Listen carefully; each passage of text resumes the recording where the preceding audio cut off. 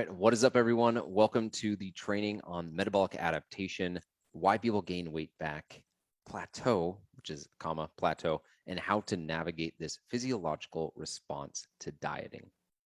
So questions coming into this training. If you're watching this, it's a training on Zoom. You can watch the recording and request this. If you're listening to this on the Mindful Muscle podcast, there is an accompanying doc and video that you can watch with this and some accompanying documents as well. So be sure to reach out in the Mindful Muscle Facebook group if you want those. But questions coming into this that I'm going to answer with this training. These are really common for people that struggle with weight, either weight loss in general and plateauing and not being able to figure it out, or losing weight successfully, yo-yo dieting, gaining the weight back and going through this cycle over and over. So some really common questions. Why did I plateau when I'm losing weight, right? I've been losing weight. It's been working great. Why am I plateauing now? What's causing that to happen? Why do 85% of people, and the number varies, but 85, 95% of people who lose weight gain it back? Why was I one of them? Why did I gain weight back right after I was successful losing 10, 15, 20, 30, 50, 60 pounds? However much you lost. Is my metabolism broken? It's a question a lot of people have and thinking, oh, I'm doing everything right. My metabolism's just broken. What's going on? Did I break it? How did I break it? You didn't break it, don't worry. Am I in starvation mode? That's another question that'll get a lot of times from clients, but a lot of people are asking that to themselves because they think they're eating a low calorie diet, so they should be losing weight, and they think that that is causing the body to hold on to fat because they're in starvation mode. It's a myth. I understand how we get to that thinking, but in this training, I'm going to break down how to distill out what is actually happening at a physiological level and why that gets confused with the myth of starvation mode. So coming out of this, you're going to be able to understand how to break through or at least navigate plateaus successfully to mitigate the effect of metabolic adaptation. It's not something you can escape, but it's definitely something you can mitigate and be aware of. How to keep the weight off. So after you lose the weight, how to successfully keep that weight off long term. And then ultimately how to increase your metabolism. We'll wrap up at the end of this training with 8 steps you can do to increase the efficiency of your metabolism, your metabolic output, your metabolic rate. And it's what we call within the E4FIT method, a metabolic sync, where you get the metabolism synced, all the cells in the body are getting the movement they need, the nourishment they need, the sunlight they need, and ultimately the sleep they need. So let's dive into this. Got a couple case studies that I'm more than happy to refer out in terms of what I'll be going over. So working with different clients in a reverse diet, different clients in a gaining phase, walking you through how the metabolism adapts up, adapts down. So we got 3 different female case studies, 2 different male case studies. If you're like, hey, I want to see how this works with someone as opposed to just talking anecdotally or from the science, more than happy to share that with you as well. So the first belief and the first thing in terms of a maybe barrier as to why you may not believe in metabolic adaptation, or at least an understanding why metabolic adaptation has, or why metabolic adaptation happens, is the belief that calories in, calories out is ultimately what governs weight loss, weight gain. So you need to be in a calorie deficit to lose weight. In order to gain weight, you need to be in a calorie surplus. Hormones are going to play a role in the metabolism as well, which is ultimately the energy out number that you're solving for in that equation. But that's outside the scope of this podcast and outside the scope of this training. So if you believe and understand that calories in, calories out is going to dictate and determine the weight loss, weight gain in 99% of cases, then this is all going to make sense. If you still haven't come around to the concept of calories in, calories out, or that's not something you're familiar with, I've got additional trainings. I'm more than happy to walk you through that. Reach out in the Mindful Muscle Facebook group. If you're like, I don't believe in it, then you're not going to believe in anything that I'm about to go over. But if you understand and believe in the science, and I've got 26 different studies at the end of this document I'm more than happy to share with you, that calories in, calories out is what governs weight loss and weight gain, then all of this is going to make sense. And then we can proceed with you grasping the concept of metabolic adaptation. So what is metabolic adaptation? It is a process by which the body alters how efficient it is at turning the food you eat into energy. And this was something that it took me a long time to grasp in terms of what the metabolism is. I thought it was almost like an organ that sits in your rib cage, and it was a metabolism, and it was either spinning fast or spinning slow. And that's, whether someone had a fast metabolism or a slow metabolism was based on this organ spinning fast or spinning slow. But I've come to realize that the metabolism is just how the entire system of the body, all the cells in the body, the organs, the brain, and everything, and how it works together to utilize, store, and spend energy. So when we look at metabolic adaptation, the process by which the body alters how efficient it is at turning food you eat into energy, it's important to understand that calories are a unit of energy. When the body is burning calories, you can think of it almost as the body is using the currency of calories, and it's trading calories in exchange for movement, in exchange for breathing, in exchange for your heart pumping. And so the body's using calories. And when you don't have necessary calories, the body has less resources to utilize that energy for or toward. So metabolic adaptation, that's what we're talking about when I use that term. And it's also important to take a look back and take a step back at our biology and understand that it hasn't had an update. And when I say update, I think of like the iOS update 14, right? Or you update your Google Chrome. Our bodies and our brains and our physiology has not had an update. 400, 500, even thousands of years ago, our bodies were designed specifically for survival. And when food was plentiful, we would store a lot of that fat. We would eat a lot and store that and build fat stores because there's going to be a time when food is scarce and there's going to be a famine. And it's the metabolism's job to adapt, to be efficient, to keep you alive. That's ultimately what the body wants. Cells want to stay alive. The body wants to stay alive. It wants to be alive and be able to reproduce. And it doesn't care necessarily that we've got Instagram or social media, or that we want to look good at the beach. Our metabolic system hasn't updated to account for our need, in air quotes, for likes and for views. Ultimately, our body wants to keep us healthy. So when you're trying to, or wants to keep us alive and healthy, but so when you're trying to force the envelope, right, for what you want aesthetically, or even from a performance standpoint, your body also has what it wants. And so how do we marry the two so that they're both working together, so that the body has what it wants and needs to do its job, but you also have what you want so that you can perform well and look good? And let's dive into that. So the first thing when we're looking at this, we want to look at total daily energy expenditure and just understand that equation. That's kind of a layer below calories in, calories out. Is like, okay, well, calories in is how much food you take in, calories out, that's your total daily energy expenditure. And I have an additional training on this, the metabolic sync training, that a lot of people request, super popular. More than happy to send that out to you. That's in the Facebook group as well. You can just type in metabolic sync training. But when we look at total daily energy expenditure, there's going to be four things that contribute to the body expending energy. So you have your BMR, basal metabolic rate, NEAT, non-exercise activity thermogenesis, thermic effect of food is your TEF, and then EAT, or sometimes EA, is exercise activity thermogenesis. So your BMR is what your body needs to keep the lights on. You lay on the couch, don't do anything all day, your brain's using energy. Your heart's using energy. Your body has to have just basic needs in order to keep the lights on. Then you have your NEAT. That is fidgeting, blinking, going for a walk, doing the laundry, maybe even having sex. It's what your body is burning in on top of or in addition to just being alive. So you can think of like laying on the bed, and then you can think of walking, and everything that is the delta between how much your body needs to burn to lay on the bed or lay on the couch and what it needs to do to walk or do the laundry. That's your NEAT. Then you have thermic effect of food.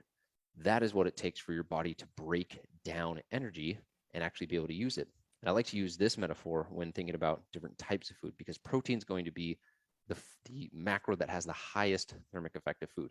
When you look at fats and carbs, it doesn't take the body as much energy to break it down. Fats will be less than 5% additional energy expenditure, and I think carbs is 10 to 20%. I don't have it right in front of me, but then protein is going to be 20 to 30% increase. So you can almost think of it as like having a lawnmower.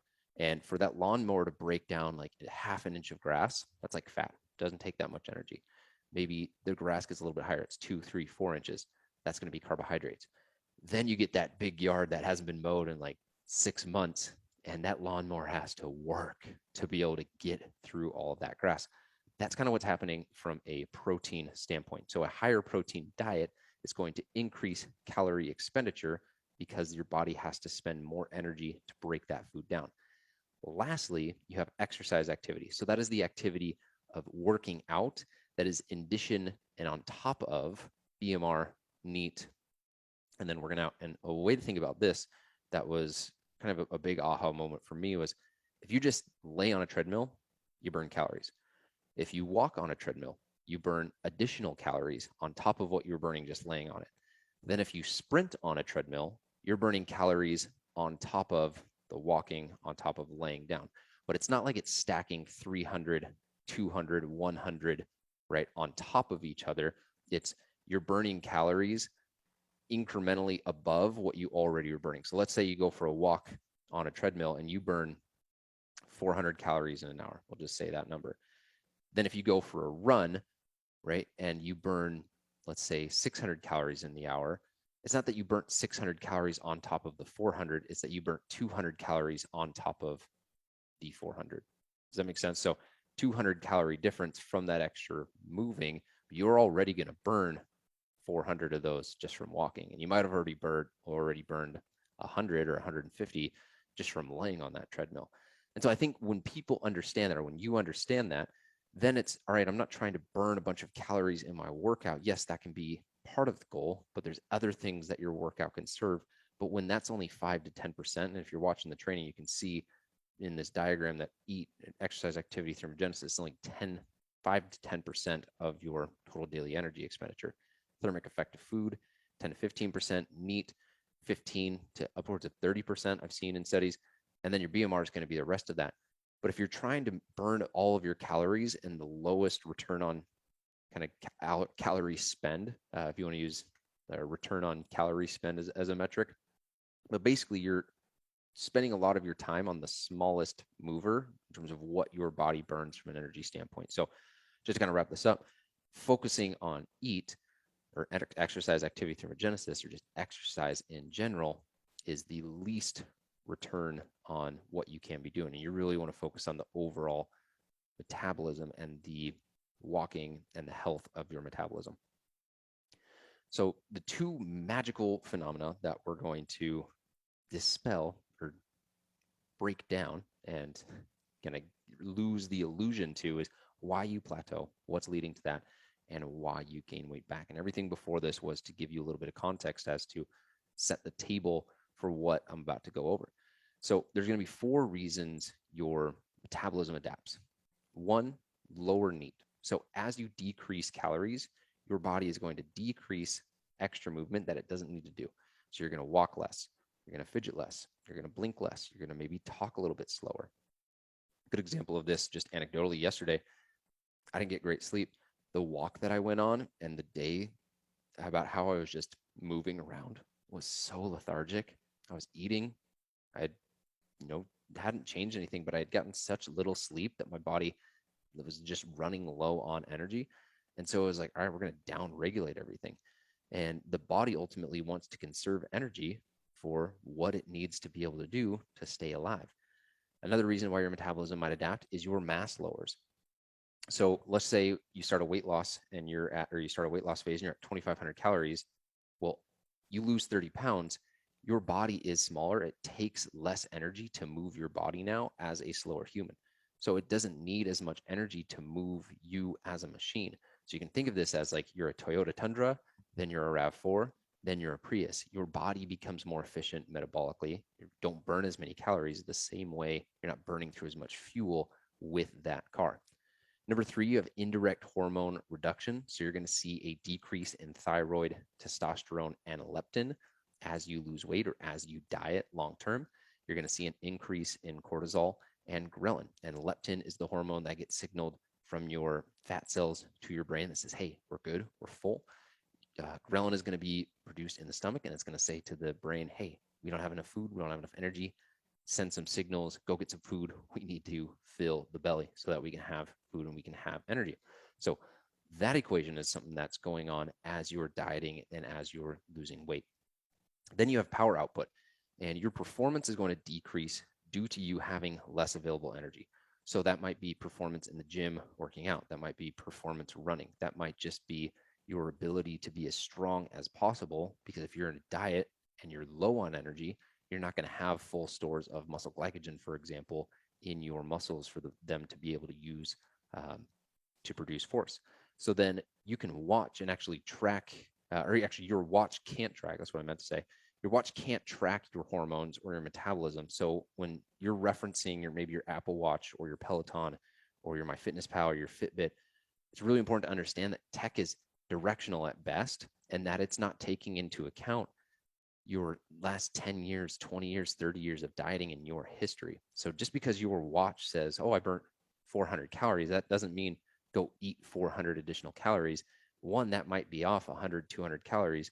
Two, when you're setting your intake goals, or when we're working with clients to set their intake goals, we're accounting for how much activity they're going to have. So that's already baked into the equation.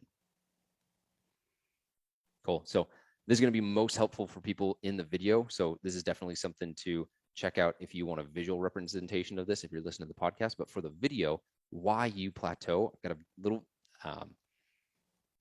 column graph here and chart. And so I'll just kind of start to list off numbers. But let's say first month you start out 2,500 calories as maintenance. This could be for a guy, it could be for a girl, just lower calories. If you're a girl, maybe it's 2,000 to start for a lady. You want to go into a diet phase. So you lower calories, 500 calories, because you heard you got to be in a calorie deficit. So boom, 2,000 calories. So this is, again, why you plateau. So month one, 2,500 calories is maintenance. You eat 2,000, you start losing weight. You're feeling super pumped. Month two, your metabolism starts to adapt. You've lost weight. You're a lighter human, but your metabolism's also adapting to the lower calorie intake that you're giving it because it wants to find that homeostasis. So instead of your total daily energy expenditure being 2,500, now it's 2,200, maybe 2,300. But you're still eating 2,000 calories. You're seeing a little bit of weight loss, so you keep going. Month three hits. 2,000 calories of total daily energy expenditure, 2,000 calories intake. You're now at a plateau. You're not burning more than you're spending. You're not spending more than you're burning. You're at maintenance. You're going to see your weight go up half a pound, down half a pound, give or take. So then what do? You're in this plateau. Well, most people take the approach, I'm going to just cut more calories. So they go from 2,000 calories total daily energy expenditure.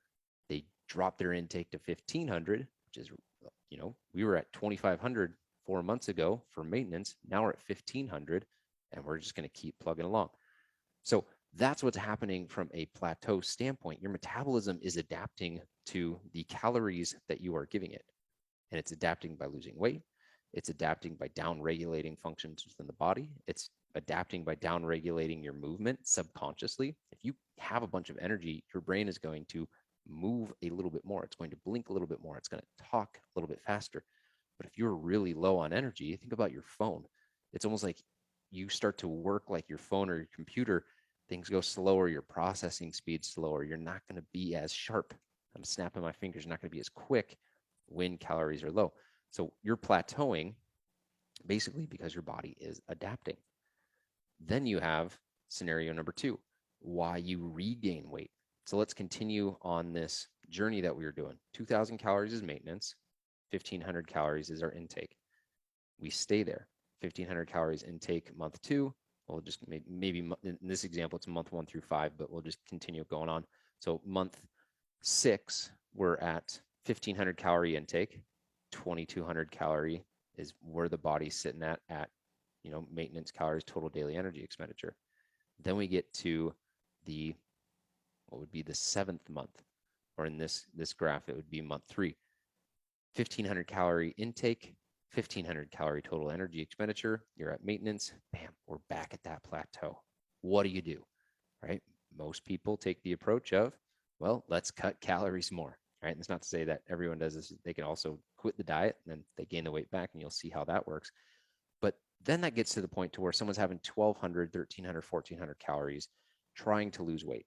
And eventually the metabolism is going to adapt. Yes, you might lose weight, but the metabolism is also going to go and down-regulate things to meet you where you're at. You're basically lowering this limbo bar, and the metabolism's like, all right, cool, I'll go under that. All right, cool, I'll go under that. But eventually, basic physiological functions, like your libido, like your menstrual cycle, like your sleep cycles, your ability to have proper energy cycles and not have energy crashes, your mood, your cravings, you start to get all these signals from the body. The metabolism's communicating with you in the form of biofeedback is what we call it. And it's saying, hey, things are not going well. Like, we need more food. We need more energy. And some people listen to that and slow down.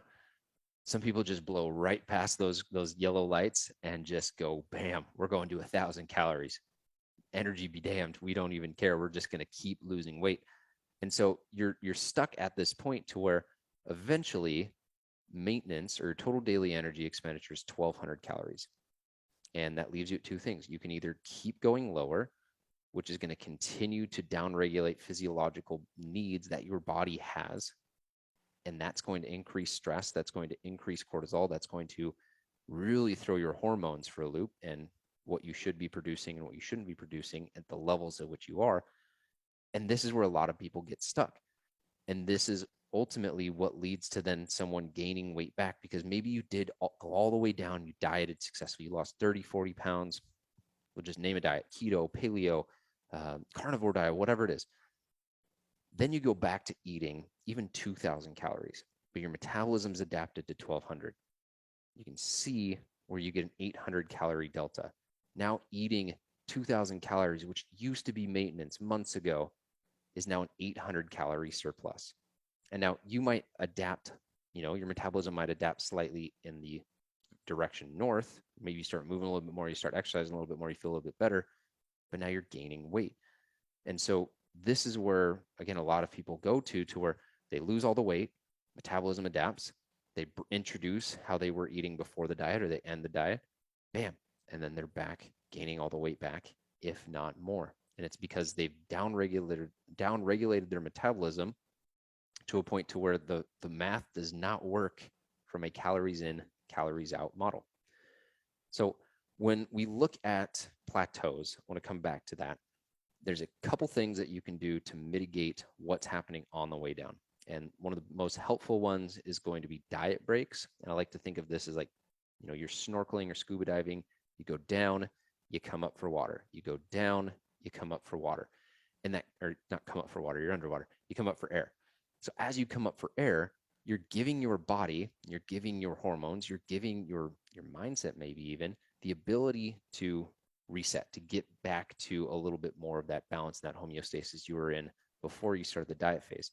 So what this might look like is, let's say 3 weeks, you go from a 2,500 calorie intake to 2,000, you diet for 3 weeks, boom, then you get to 2,300. And for a week, you do a diet break. And there's kind of two different ways in which you can do diet breaks.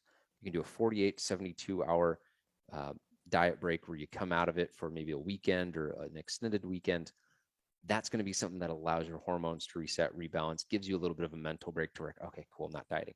Now, this isn't like go crazy and have 10 boxes of pizza diet break. This is like, hey, go back up to maintenance. So that's why I say 2,500 calories is your maintenance. You diet for 3 weeks at 2,000. Maybe you bump it back up to maintenance for a few days at 2,300. Then you go back down underwater in that snorkeling example. Maybe now it's 1,900 calories for your deficit. Then after 3 weeks, you come back up for air at 2,100. So you can do a 48 to 72 hour diet break, or you can do a 4 to 10 day diet break. And this is where you take almost like an entire week to just be at maintenance, give yourself a break. And so one really important thing to understand in this is that you can have 16 weeks of just a straight deficit. And that's really hard for a lot of people. And that's going to lead to more metabolic adaptation because you're just throttling everything down. Or you can go the route of having diet breaks. That's going to be easier for you to achieve, but it's just going to extend everything out. It might extend it out from 16 weeks to 20 weeks. And that's something that you got to be able to say, okay, I'm going to take a slower approach, but it's going to be better for me in the long term. And that's ultimately, if you can get to that point, you're going to be really successful because you're not trying to just get the quick fix. You're trying to do things the right way. And this, what's nice about this is every few weeks or every few months, people naturally have birthday parties, weekend getaways, vacations, to where it makes sense to line this up. And that's what's really helpful in having a coach or having someone guide you through this, is you can say, okay, cool. In 4 weeks, we have a vacation to Mexico. That's a great time. Do a diet break, go back up to maintenance calories, enjoy your trip. When you get back, we can go back in. But if you just go off the rails in Mexico, or if you don't even try to take a diet break and you just keep dieting in your Mexico, maybe you have a terrible time on vacation. There's a lot of different things that can go on, but ultimately you want to just be able to have the proper waves of diving down, coming back up a little bit, diving down, coming back up a little bit. One other thing to really keep in mind is understanding what your movement is at. And so if you at 2,500 at the very start of your diet phase, maybe, or you start losing weight and cutting, you're doing 10 to 12,000 steps. You want to make sure you're keeping an eye on that and being very intentional about still continuing to get that, because you're going to downregulate subconsciously as you lose energy, as you lose calories. So intentionally increasing steps from maybe 10 to 12, 12 to 14, it's going to be another thing that you can do to mitigate this metabolic adaptation. Cool. So mitigation on the way up. I got a couple links in here to a reverse diet blog that I did. I got a link here to the reverse diet podcast that I did on the Mindful Muscle podcast. So you can check those out, because that's going to be an entirely different conversation and long form educational piece of content there to check out. But just want to give a little bit of an overview as to how you take this approach on the way up. So let's say you enter a dieting phase and maintenance is 2,500. And over the course of dieting, you lose the 30 pounds, you feel great. Maybe you got abs, maybe more tone, whatever it is, but you're at 1,500 calories. Okay, well, you're going to want to get out of that diet, out of that stressful situation physiologically as soon as possible. So going up to 1,850 or whatever an estimated new maintenance is going to be one of the best things that you can do to help just get your body recovered and restored. And then from there, you reverse the process of dieting. So your metabolism can adapt down, but it can also adapt up. And this is one of the things that I encourage clients to do when they come on and I see, hey, you've been eating 1,300 calories for a really long time. We're looking at your nutrition. You're still eating 1,300 calories. You feel like trash, to be blunt and to be transparent. Let's do a reverse diet and set you up to have an improved metabolism and set you up for a better weight loss and fat loss phase ultimately in the future. So that's going to look like getting you out of your deficit. So 1,800 is your new maintenance, 1,850 is your new maintenance. So then we're going to reverse you. And each week we're going to add, maybe it's 50 calories, 100 calories, depends on how you're adapting and responding, but you're going to go from 1,850 to 1,950, 1,950 to 2,050, 2,050 to 2,100. Now you're at a place to where you can go and maintain for a while your new weight, and you might put on a pound, 2 pounds, and this is where you get a little bit of individual in terms of like the person. Some people will reverse diet and lose a couple pounds. I've got a case study of that on Emma and how she did that. That's going to be someone that might be a hyper responder, because ultimately the metabolism's like, oh, okay, we're introducing more food. Well, we'll just subconsciously be more active. We'll train harder. We'll walk more. We'll fidget more. And so that creates this calories in, calories out model that still ends up being a deficit, even as we increased her up well over 2,100. You also might get a scenario in the training. I've got an example here, but you do gain weight back. And this is where you got to ask yourself, how conservative or aggressive do I want to be? So the priority of the reverse diet is really depending on your biofeedback, relationship with food, your consistency with your training and tracking accurately. So if you're able to do those things, biofeedback's good, and your relationship with food as you introduce more food is good.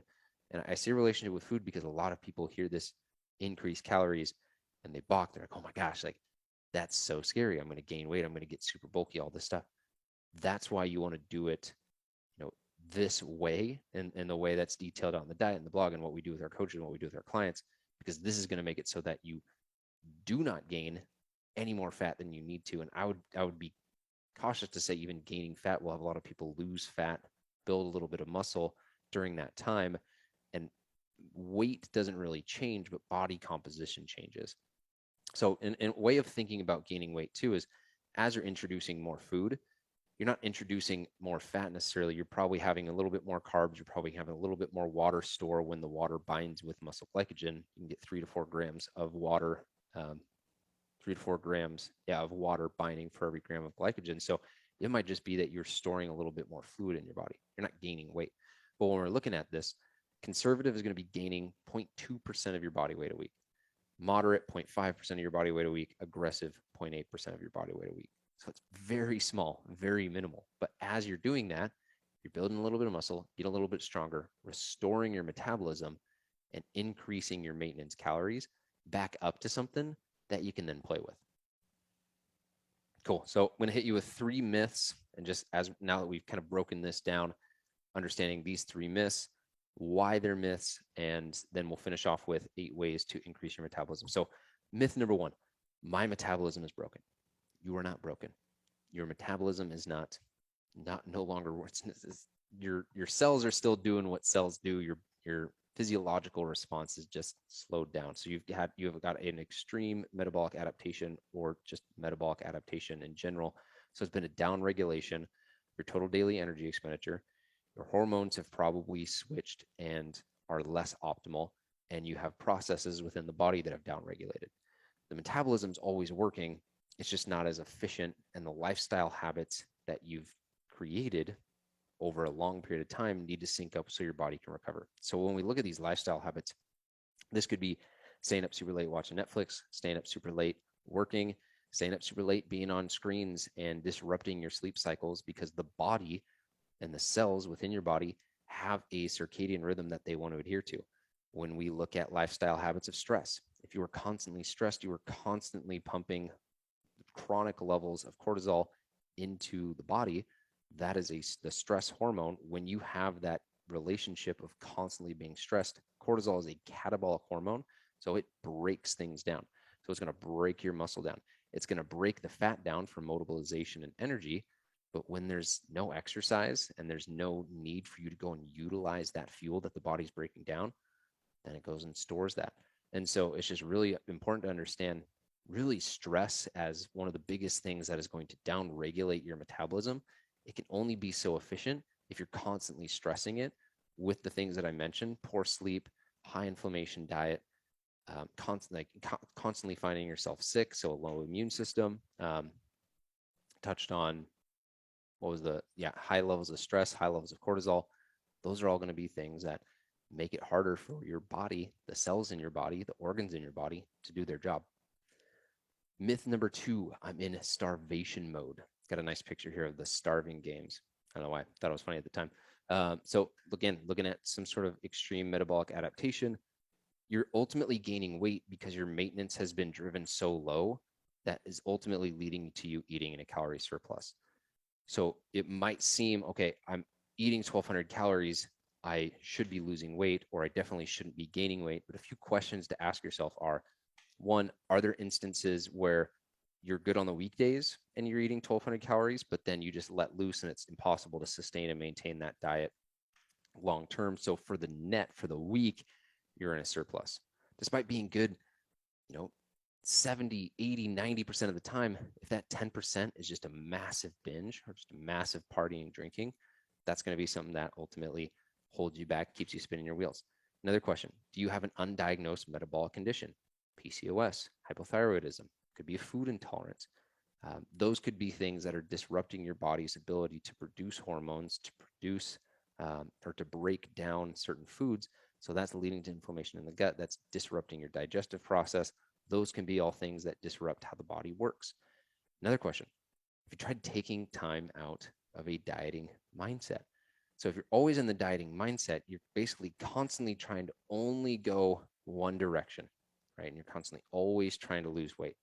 And so taking time out of a diet, stopping to try to lose weight and allowing yourself to say, all right, I'm going to focus on a performance goal and see how well I can run, see how strong I can get, see how well I can sleep, see how low I can get my stress levels.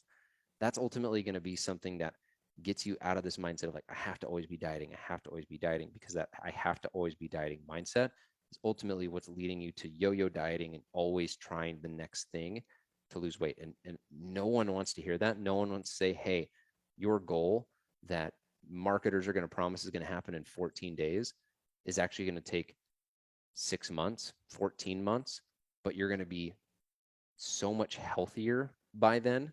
It's really hard for people to wrap their head around. It's like cryptocurrency. It's like, hey, I could be a millionaire tomorrow, or I could be in $100,000 debt tomorrow, or I could, be a millionaire in 10 years, but I have to do it slow and unsexy. And it's like the quote that I had earlier from Winston Churchill. I don't think I read it earlier, but it's basically out of intense complexities, intense simplicities emerge. And if you look at like sports, for example, it's the simple things that win ball games. It's the bunts in baseball. It's the free throws and layups in basketball and the bounce passes. It's the little 3-yard passes in football. Everyone wants like the big Hail Mary and the big sexy thing. The big sexy thing is fun and it's cool and it's exciting. But anyone who's successful, especially anyone successful long term, is going to do the small things really well. One last little quote I'll leave you with. Remarkable people do unremarkable things with remarkable consistency. That was a quote that I stole from Ryan Muncie. He was on the podcast several months ago, almost like a year ago, probably over a year ago. He's the author of Fuck Your Feelings. And that quote's just always stuck with me because it's like we try to outsmart things. And a lot of it is a lot of times the ego being like, oh, it can't be this something simple thing, this consistency that you speak of. It's got to be some really one-off thing because that's the only reason I would be successful is if it's a rare scenario, not a scenario of me just not being consistent and not being honest with myself. So ultimately that's a question to ask. What kind of mindset do you have? And that's the number 3 myth, is to always be dieting. And the thing I'll leave you with here is there's really nutrition seasons to think about. And this is something where the same way nature needs spring, summer, fall, and winter, farmers plant, sow, harvest, and rest. Athletes have an off season, preseason, in season, postseason. From a nutritional standpoint, it's important to honor the season that you're in so that you can get the benefit out of it. So a maintenance season, just maintaining your weight, focusing on other markers, performance markers, longevity markers, muscle gaining, trying to build a little bit of muscle and being okay with your weight going up 2, 3, 4, 5 pounds. There is a fat loss season where you're trying to lose weight, and having the season be, I'm trying to lose as much fat as possible.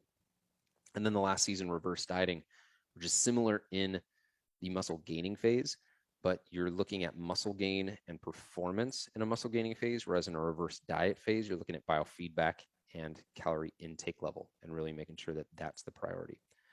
So last thing, how to improve your metabolism with what we call the metabolic sync. So number 1, pump it up. Building muscle and having more lean muscle tissue is going to increase your metabolism. Muscle is more metabolically active. Number 2, sleep quality. It's going to improve melatonin production, a sync really a consistent sleep cycle of 7 to 9 hours, wherever that lands. Sometimes it's 7 to 5, sometimes it's 10, or sorry, not 7 to 5. Sometimes it's 10 to 5 a.m., sometimes it's 10 to 6 a.m., whatever that ends up being. Getting in a consistent cycle is going to be really helpful with that. You're going to help your melatonin production when you've got a cool, pitch black room. When I say cool, I mean like not warm. Cold is maybe a better word to use. If you got cool things in your room, that's going to help too, but not as much as you think. And then stop eating a couple hours before bed. It's not to say that eating at a certain time is going to cause fat gain, but it just disrupts your body's ability to digest food and be in your parasympathetic if you have a bunch of food in your stomach and then try and go right to bed. So next, increasing calories, what we just talked about, spending time outside of dieting, increasing your metabolic rate and the adaptation, up in calories, especially like directly before and after workouts, is going to increase your performance. That's going to help you feel better in the gym and perform better. Reducing stress and ultimately lowering cortisol. So use meditation, journaling, breath work, massages, ultimately to reduce sympathetic overdrive. As a society, we have so many things pumping stress, or really so many things causing stress, pumping chronic levels of cortisol into the body.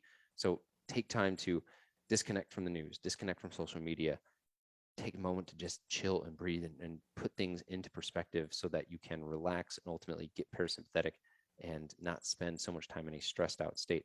One of the things that's going to help with this, actually increasing carbs and take it at a pace that the body can handle. I mean, don't just go and have 1,000 French fries, but adding 5, 10, 15, 20 grams of carbs is something that I'll do with people, and they see huge benefits just in terms of having more energy when they work out.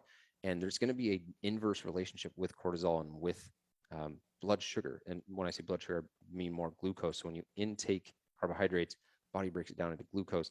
That glucose is what gets converted into muscle glycogen. But as that process is happening, you have to produce insulin in order to take in that glucose. When that's happening, that's going to pull down cortisol. So that's going to be something that helps overall. Number 5, gut health, and really looking at nutrient absorption. So a few little micro tips within here. Cook vegetables so they're easier to absorb. Higher fiber or lower fiber, depending on bowel movements. Typically for women, we recommend 25 grams, men 35 grams, but being able to pass stools is a really good sign or potentially bad sign of your metabolism. Grass-fed Greek yogurt, grass-fed meat, pickled vegetables, tempeh, kombucha, kimchi, miso, sauerkraut, all things that are going to be really good for the gut, the microbiome, and helping to produce what you need to have a good healthy gut. Number 6, elimination diet. So this is kind of tied to that. Cutting out gluten, dairy, sugar, could be legumes, nightshades, alcohol, anything that's producing inflammation. We want to reduce that so that the body can digest things as well as possible. Power up your protein, increase the thermic effect of food. We talked about that one. Look at your sources, grass-fed, pasture-free, cage-free, more white fish. The more quality protein that you get, the more bioavailable that protein is going to be for your body to absorb. And last but not least, so simple, but it works so well. Walk more, move more. Your non-exercise activity thermogenesis, aka NEAT, is going to be one of the best things you can do to increase energy expenditure, but it's non-stress in that you don't have to rev up your sympathetic nervous system, so you're able to be relaxed while you do it. So walking, standing desk, taking the stairs, these are all great ways to increase your NEAT. So that is the training. Thank you guys so much for listening to and watching this. If you have any questions, shoot me a note, Paul_Klingon on social media. If you're listening to this on the podcast, we got a bunch of links in the show notes to check things out within the Facebook group. If you're watching this video, be sure and go to the Mindful Muscle Facebook group linked below as well. You can catch this video and additional trainings that are referenced in this training, as well as the Mindful Muscle mini course that are going to have just more resources for you. Get a free recipe book in the Facebook group as well. This has been training on the metabolic adaptation. If you're listening to the podcast, thanks for listening to the Mindful Muscle podcast, and I'll catch you guys all next time. And if you want help with this, we have a program, the E4Fit method. It's what we take clients through every single day. 16-week program. Would love to talk to you about it and how we can help you ultimately see the body composition changes that you want without sacrificing your health and longevity at the altar of the scale. Thank you, and I'll catch you next time.